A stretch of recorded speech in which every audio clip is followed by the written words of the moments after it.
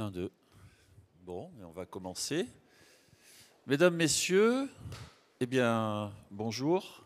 Bienvenue pour cette 3e édition d'Energy Meeting. C'est la journée de l'efficacité énergétique et environnementale du bâtiment. D'abord, je dois vous avouer qu'on est très heureux de revenir à Lyon, parce que Lyon est une capitale historique, une capitale de la gastronomie. C'est aussi une capitale de l'innovation, mais pas que. Lyon, c'est aussi une capitale très engagée sur le plan climatique. On en parlera aujourd'hui, mais Lyon fait partie des 100 villes européennes engagées sur le fait d'être climatiquement neutre en 2030. Et Dieu sait si c'est dans peu de temps. Alors, bravo à cette ville de nous recevoir et d'être avec nous, à nos côtés, pour cet engagement d'Energy Meeting.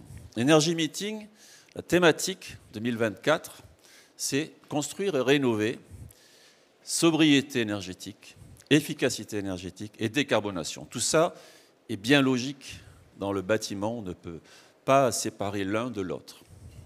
Alors, pourquoi ? Eh bien, tout le monde sait qu'on a des défis qui sont plutôt importants, énormes, défis climatiques. On n'a pas eu un été des plus chauds comme cet été 2024. On a aussi un défi énergétique. Le pétrole n'a jamais été autant vendu que cette année, sur le plan mondial bien sûr. Donc voilà, il y a des combats à mener, il y a des défis à mener, climatiques, énergétiques, pour ces crises-là qui risquent d'ailleurs de s'accentuer, ce n'est pas fini, et qui bouleversent notre belle filière du bâtiment. Alors, que peut faire le bâtiment ?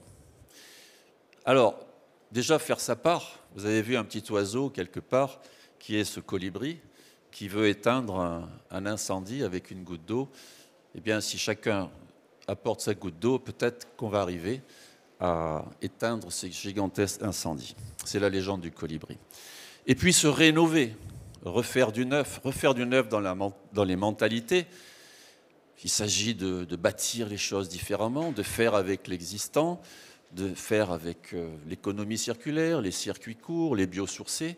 Bref, le bâtiment doit aussi muter et se réorganiser pour finalement aller, ça va presque de soi, vers la rénovation énergétique et environnementale. La rénovation est un marché fantastique. Il est déjà chargé de carbone, c'est déjà fait. Regardez ici, ce bâtiment de plusieurs centaines d'années. Et puis en même temps, c'est un puits d'économie d'énergie qui est fantastique.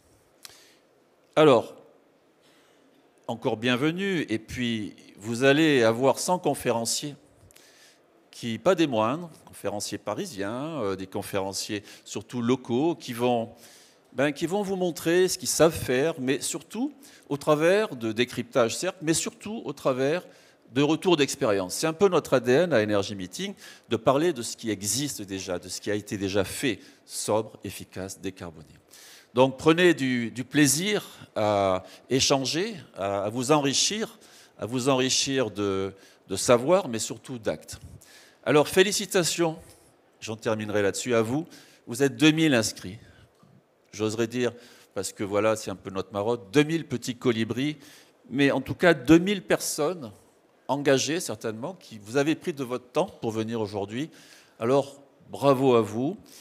Je n'ai plus qu'à vous souhaiter, comme je l'ai dit, une journée riche, et puis de savoir, riche de savoir, et surtout d'actes. Mesdames, Messieurs, je vous souhaite une très belle journée.